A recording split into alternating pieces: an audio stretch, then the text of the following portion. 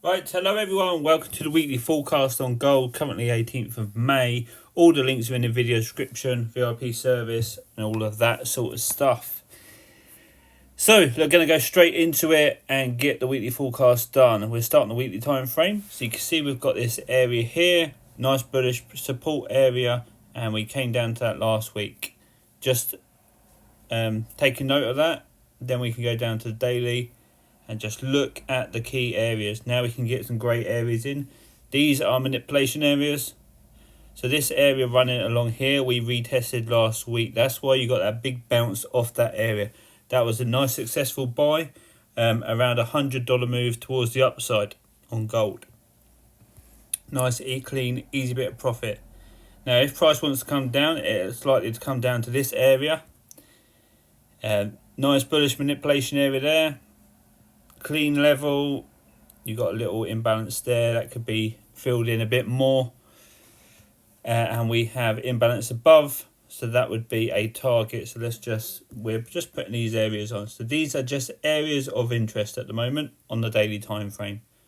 Go down to the 4 hour and you can see here how clean that manipulation was there. That is your breaker, and you can see we've got the same kind of thing here: consolidation, fake out, impulse move up. But that impulse move up only came to the consolidation area. We didn't get the breaker structure.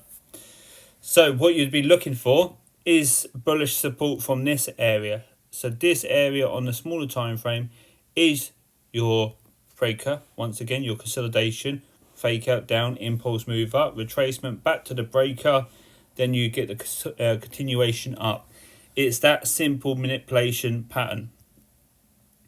So if you get a bullish move from here, so let's say price doesn't start breaking at this low here and it continues towards the upside and starts to break this high, what you're likely to be targeting is these two areas. You've got manipulation all the way along there, and then you got that imbalance here. So that would be your first target. So let's change the color of that so you can see it. So that imbalance, the big gap there, would be your main target, your first main target if this area starts to break. So let's say you start to see bullish pressure on Monday and we start to get the push up, then it's likely to continue to here, and then target the next manipulation area, which is here. So that would be your next target, that area there. So that is the main structure for the buys. Now let's say this area starts to break and we start to get a push down below this low here. The first area to target on the sales would obviously be the previous low, which is there. And then when we zoom out, we can get rid of those period separators actually and neaten this up a bit. So the next area below that low would be all the way down here. So this would be your main area of retest. So 330.24 would be your next target area. So around there. So that's where the manipulation starts. That's where that big consolidation starts. So that would be where all the buying power is. So if price starts to fall down, going below that sort of level, 3156, then you're likely to see a continuation down to break the previous weekly low and then target this area down here, because that would be a deeper retracement before continuing up. Now if this is the retracement and we're just retracing to this area, then you're likely to see buying pressure at the start of the week, and then we target these two levels. That would be the main two levels, and if we get a push above that, then obviously these previous highs up here, which is also the all-time high.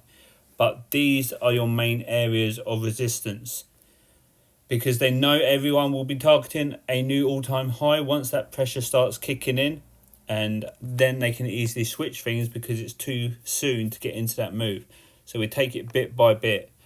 So that's why I would be targeting these two areas mainly if we get that buying power, and then those two areas if we get the selling power. So let's just put a few arrows on. So if this area starts to break, you can get a move to here and then look for continuation to here.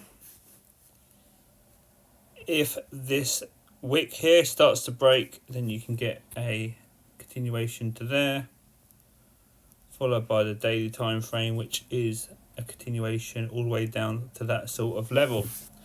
So that is how I play the weekly forecast. That's what I'll be looking for, and that is more useful than guessing exactly what's going to happen next, because I can use that chart now to watch price, watch how it starts acting, and then I can react to what it starts doing based on what we are looking at on the chart. And then we have areas to target and areas to look for a reversal. Sorry, I can't fit it. I'll probably fit it on like that, actually. Message me if you've got any questions. All the links are in the video description. Take care, have a good day, and goodbye.